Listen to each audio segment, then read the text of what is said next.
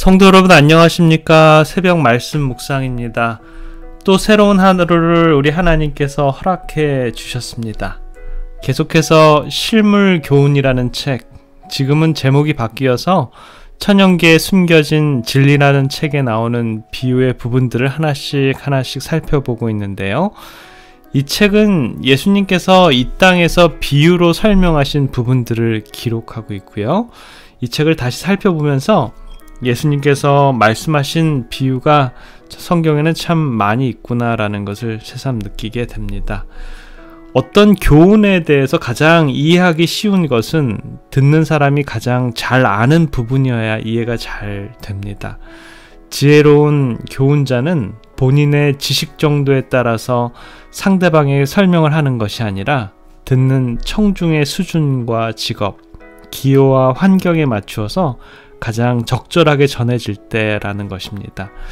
지금까지 그리고 앞으로 우리가 살펴보는 비유에서 예수님께서 정말 시기적절하게 바로 맞는 대상에게 기가 막힐 정도로 날카롭게 전해지는 교훈들 앞에서 과거에는 물론이고 현대를 살아가는 우리들에게도 그 비유 하나하나가 시기적절하게 우리들의 마음에 비수를 꽂듯이 정확하게 맞아 떨어진다라는 것 같은 것을 우리가 느끼게 됩니다. 정말 주옥과 같은 이 비유는 어느 하나도 빠뜨려서는 안 되는 아주 중요한 교훈인 듯 합니다. 비유 하나하나를 저와 여러분들이 감사하는 마음으로 매일 하나씩 알아가고 우리들의 삶에 적용시킨다면 우리들의 삶이 하늘의 성품에 꼭 맞아 떨어질 것 같습니다.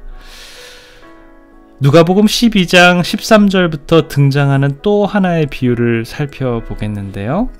이 비유를 설명하는 이유가 나와 있습니다. 어떤 한 사람이 예수님께 찾아와서 자기의 형이 자기의 분깃의 유업을 가로챘다라고 생각을 하고 예수님께 와서 형에게 자기의 분깃을 나눠달라고 이렇게 간청을 하는 내용입니다. 예수님께서는 병자를 치료하시는 의사의 역할도 하시고요.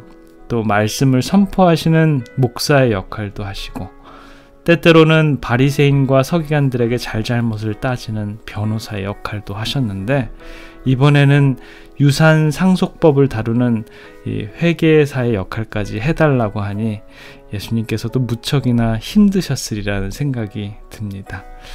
며칠 전에 시카고 어느 교우님이 전화를 하셨는데요. 자초지정이 이렇습니다. 자기 조카가 토론토로 유학을 몇 달 전에 와서 다운타운 콘도에 2년을 계약하고 세를 들었는데 4개월을 살고 코런틴 때문에 다시 미국으로 돌아가야만 하니 남은 기간에 대해서 이 돈을 물자니 아깝고 어떻게 안 물고 해결하는 방법을 저에게 알려달라고 문의가 오셨는데요.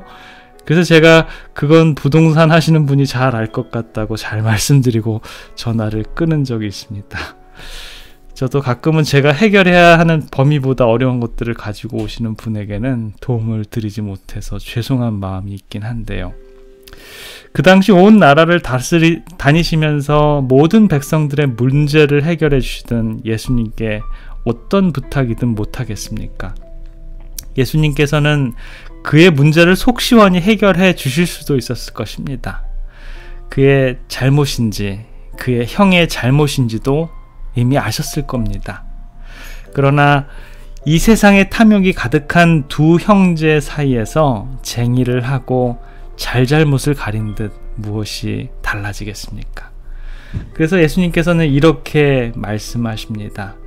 이 사람아, 누가 나를 너희의 재판장이나 물건 나누는 자로 세웠느냐? 라고 대답을 하시고 그 사람의 탐욕적인 그리고 이기적인 정신에 걸맞는 비유를 풀어서 말씀을 하십니다. 그 내용이 바로 이 누가복음 12장 16절부터 21절에 있는 말씀입니다. 또 비유로 저에게 일러 가라사대 한 부자가 그 밭에 소출이 풍성하매 심중에 생각하여 가로되 내가 곡식 쌓아둘 곳이 없으니 어찌할꼬 하고 또 가로되 내가 이렇게 하리라 내 곡간을 헐고 더 크게 짓고 내 모든 곡식과 물건을 거기 쌓아두리라 또 내가 내 영혼에게 이르되 영혼아 여러 해 쓸 물건이 많이 쌓아두었으니 평안히 쉬고 먹고 마시고 즐거워하자 하리라 하되 하나님은 이르시되 어리석은 자여 오늘 밤에 내 영혼을 도로 찾으리니 그러면 내 예비한 것이 네 것이 되겠느냐 하셨으니 자기를 위하여 재물을 쌓아두고 하나님께 대하여 부요치 못한 자가 이와 같으니라. 이 비유에는 한 부자가 나옵니다. 비유의 내용을 보면 하나님께서 허락하신 그 많은 부를 쌓을 곳이 없어서 더 큰 창고를 지어야겠다라고 마음을 먹고 자기만을 위해서 사용하는 것을 예수님께서는 비유로 어리석은 자여 오늘 밤에 내 영혼을 도로 찾으리라 라고 말씀하시면서 탐욕적이고 이기적인 그에게 경종을 치는 그런 말씀을 하십니다. 그 부분에 대해서 실물교훈은 이렇게 설명을 합니다. 가난한 자들에 대한 부자의 부정행위나 부자에 대한 가난한 자의 원한 같은 것은 다 근원이 이기심에 있다. 우리는 그리스도께 복종함으로써만 이러한 이기심을 끊어버릴 수 있다. 그리스도만이 죄에 찌든 이기심 대신에 사랑의 새 마음을 주실 수 있다라고요. 약간 비약적으로 생각하면 이렇게 생각할 수도 있는데요. 내 능력으로 내가 집을 사고 내 능력으로 내가 비즈니스를 해서 내가 잘해서 큰 부자가 되어서 쌓을 곳이 없어서 좀 더 큰 창고를 짓는데 그게 뭐 잘못인가 라고 생각을 할 수 있습니다.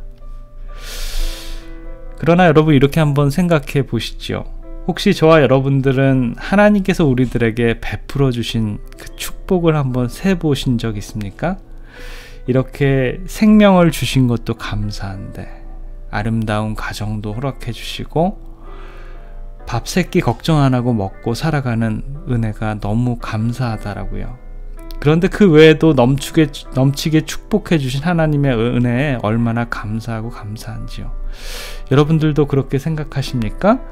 하나님께서는 왜 이렇게 많은 사람들 중에 조금 더 많은 축복을 받을 수 있게 해주신 분명한 이유가 있으리라는 것입니다. 이 비유에서는 하나님의 관점은 혜택을 누리는 사람들이 혜택을 누리지 못하는 사람들에게 그 은혜를 이용해서 더욱더 아름다운 세상을 만들어가는 것이 아닐까라는 생각을 해보는데요.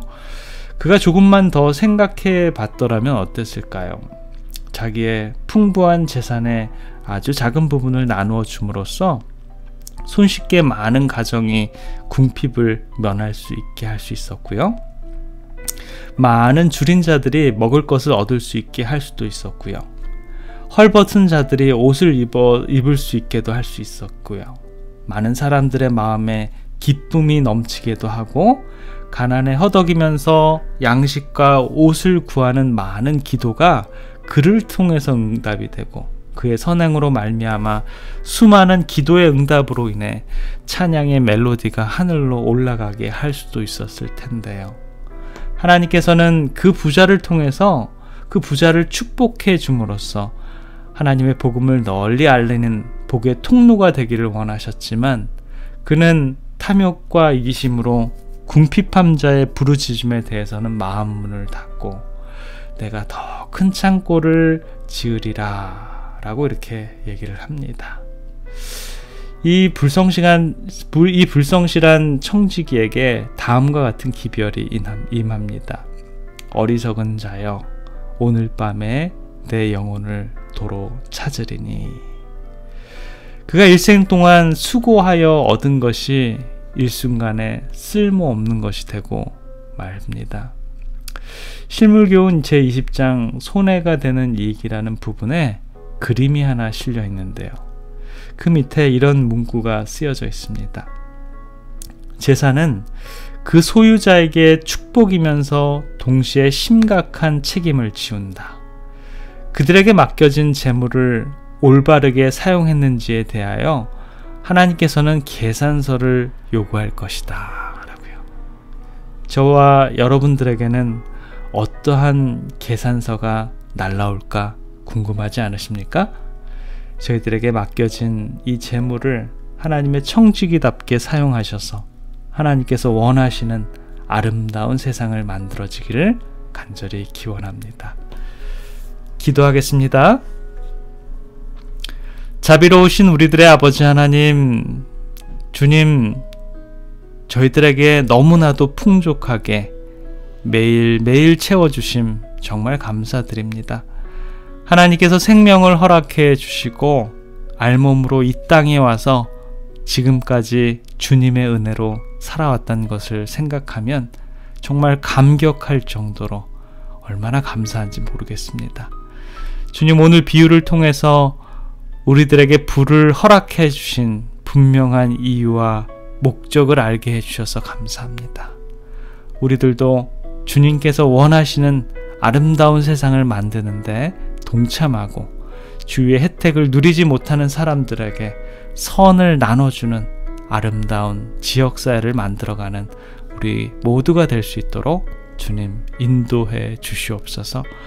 우리를 사랑해 주시고 끝까지 인도해 주시는 우리 구주 예수 그리스도의 이름으로 기도드립니다.